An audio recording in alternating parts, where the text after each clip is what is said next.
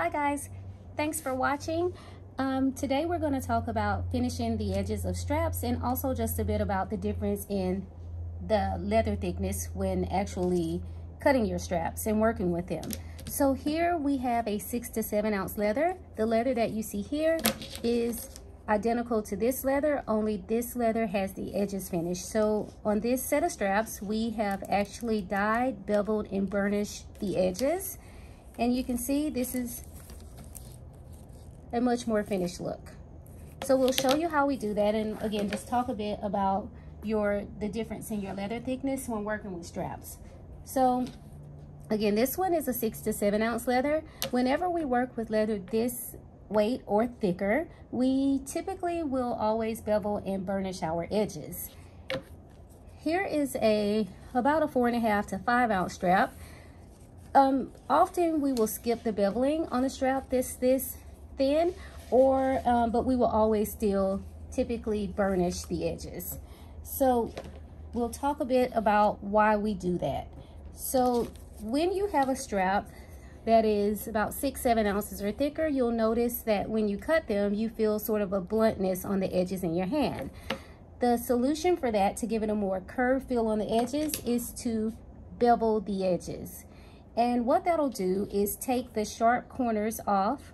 You bevel across the top and also along the bottom, and it creates sort of a curved edge. Now you can get bevelers in different sizes, and the larger you go, the more curved your edge will feel. So beveling is quite simple. We'll demonstrate this on a 6 to 7 ounce veg tan strap here. So what you want to do is just go across your edges, and you'll see this little string here start to come off.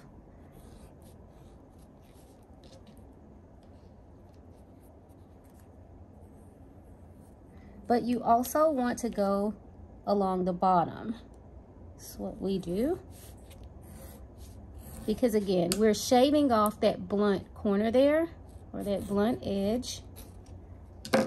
So if you were to hold this strap in your hand now, you would immediately notice the difference in the side that's been beveled from the side that still has these sort of sharp edges here. So going across the other side on both the top and the bottom. And you're not really having to apply a ton of pressure here, just a little bit. And you'll see if your beveler is really sharp, you'll see with just a little bit of pressure, you'll see this string or this tiny bit of leather come off. So now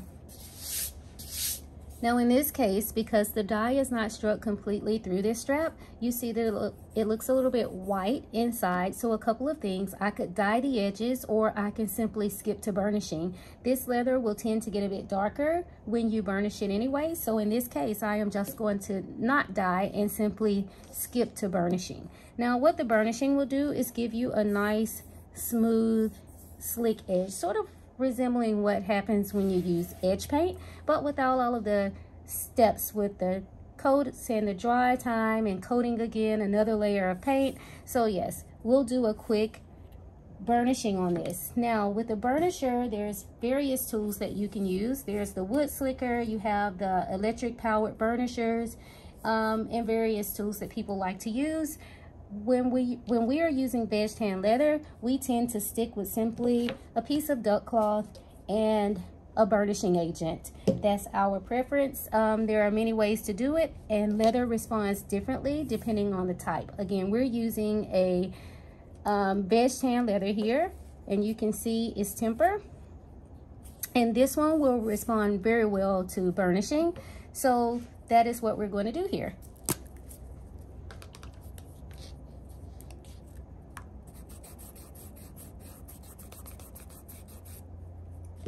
Little bit of burnishing agent.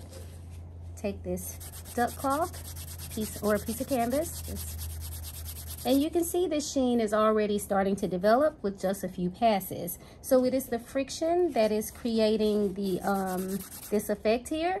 You don't need to really go super hard on here, just lightly across it. You should start to see your edges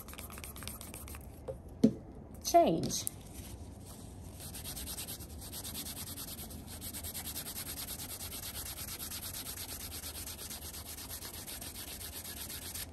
And again, we talked about how burnishing would make this particular leather get darker. So you can see here, I haven't burnished this in, but I have this one, and the color is much darker over here. So in that case, it wasn't really necessary for me to use dye on the edges of this particular leather. So I will finish this up and we'll see the difference.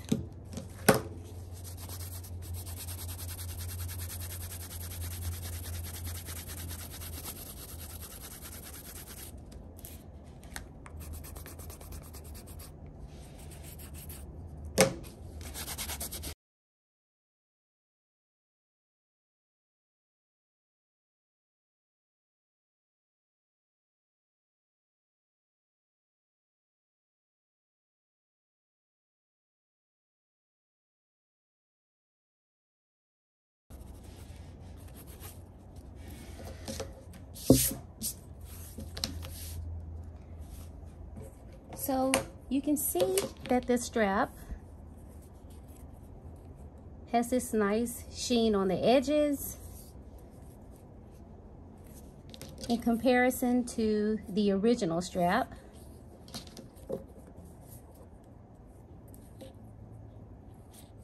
And the edges are much softer. So the feel of this strap in your hand is going to feel a lot better than this one.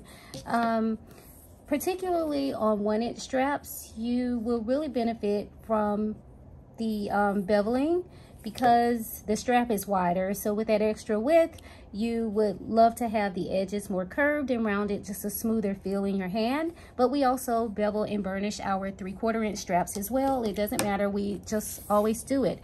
Another thing to talk about is your strap may start out a bit more firm in the beginning, but this is leather. The more you work it, the softer it is going to get. So sometimes you may have a thicker strap and feel like, oh, it's going to be too thick for my project, but you'd be amazed at the difference and how good this feels in your hand when you once you work with it just a little bit. As it ages, it will get a lot softer, and I think you will really appreciate the feel of the 6 to 7 ounce or even heavier. Here we have a 9 to 10 ounce piece of leather. Starts out quite like this with the sort of sharper edges. With some beveling burnishing, it's nice and curved.